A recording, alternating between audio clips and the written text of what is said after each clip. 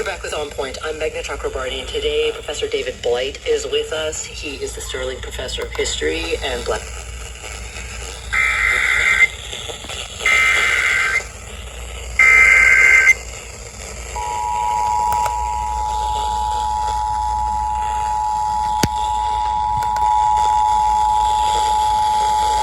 The National Weather Service in Charleston has issued a severe thunderstorm warning for portions of Colleton County in southeastern South Carolina until 4 p.m. Eastern Daylight Time.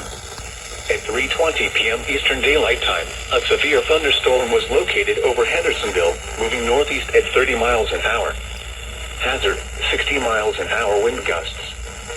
Source, radar indicated.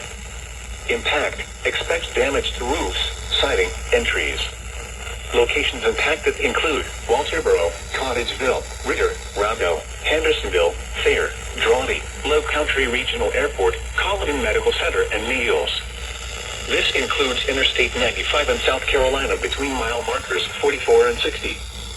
Seek shelter inside a well-built structure and stay away from windows. The storm is capable of producing damaging winds.